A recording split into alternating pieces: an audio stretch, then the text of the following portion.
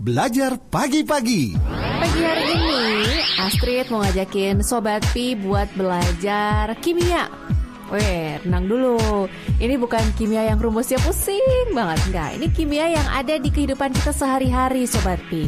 Mungkin kalian nggak merasa bahwa, oh, itu ternyata reaksi kimia ya. Nah, ini dia nih. Kalian tahu nggak sih korosi? Iya, paling gampang mah karatan gitu ya. Korosi adalah peristiwa perusakan logam oleh karena terjadinya reaksi kimia antara logam dengan zat-zat di lingkungannya yang membentuk senyawa yang tidak dikehendaki. Tentunya sih gitu, Sobat Pi. Jadi adanya reaksi kimia antara logam dengan zat-zat di lingkungannya. Gampang lah ya, kalau penjelasannya mah seperti itu aja sebenarnya. Tapi sebenarnya nggak cuman karatan aja, tapi warna yang asalnya bisa dibilang terang gitu ya, bagus banget mengkilap, tapi terus tiba-tiba semakin kusam. Nah, itu juga proses korosi, Sobat Pi. Terus juga warna tembaga yang tiba-tiba berubah, itu juga namanya peristiwa korosi. Nah, reaksi kimia yang terjadi termasuk proses elektrokimia, di mana terjadi reaksi oksidasi logam membentuk senyawa-senyawa oksidasi logam. Lalu disebut juga sulfida logam.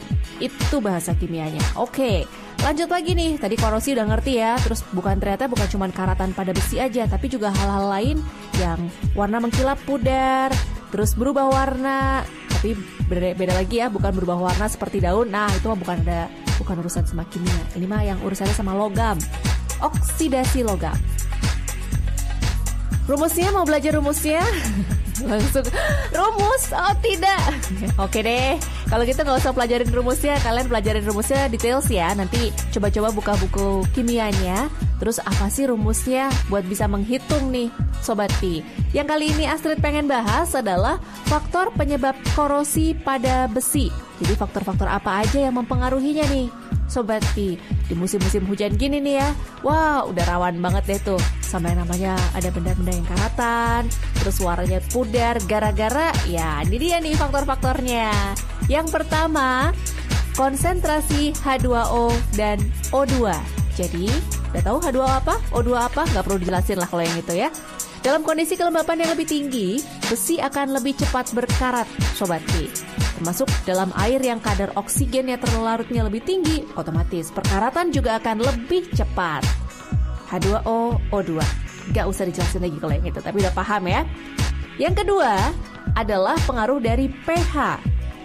Pada suasana yang lebih asam, pH-nya kurang dari 7, reaksi korosi besi akan lebih cepat, Sobat Pi. Ini mah gak bisa gara-gara dicolek, oh ini asam gitu. Oh enggak kayak gitu. Ada chartnya sendiri gimana cara menghitung pH. Mana pH yang di bawah 7, mana yang netral gitu ya, atau basa, supaya tadi potensial reduksinya bisa diatur, Sobat Pi.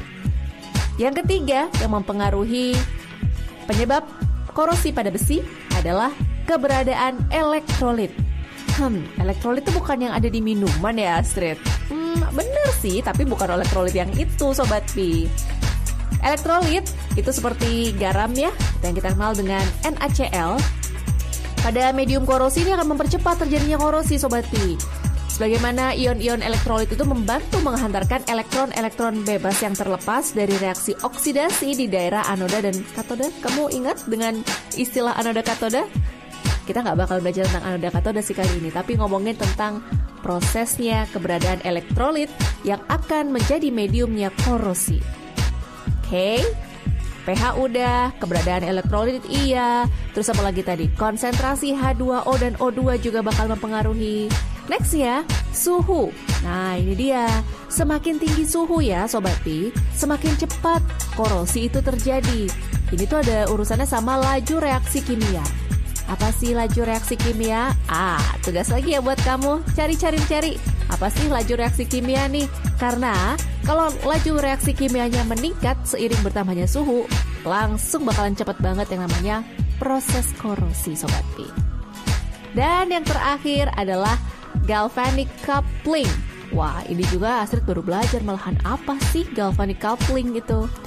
Jadi bila besi terhubung atau menempel pada logam lain yang kurang reaktif, maksudnya kurang reaktif nih bukan dicolek terus marah, oh bukan itu. Kurang reaktif di sini adalah tidak mudah teroksidasi atau enggak potensial reduksinya lebih positif gitu ya. Nah, maka akan timbul beda potensial yang menyebabkan terjadinya aliran elektron. Lagi-lagi, anoda dan katoda nih, kamu harus ngerti juga tuh ya. Karena dari situlah bisa menghasilkan reaksi di mana menyebabkan besi akan lebih cepat mengalami korosi dibandingkan tanpa keberadaan logam yang kurang efektif, Sobat P. Galvanic coupling, kalau misalnya agak-agak kurang jelas, jadi tugas lagi ya buat kalian. Coba dicari-cari tadi laju reaksi kimia apa sih? Galvanic coupling apa sih? Yang jelas 5 poin ini tadi yang Astrid udah sebutkan itu mempengaruhi penyebab korosi pada besi, Sobat P. So, kayaknya pelajarannya gampang. Iya, kalau emang niat buat dipelajarin. Kalau enggak, ya kamu gak akan ngerti tentang korosi, Sobat Pi.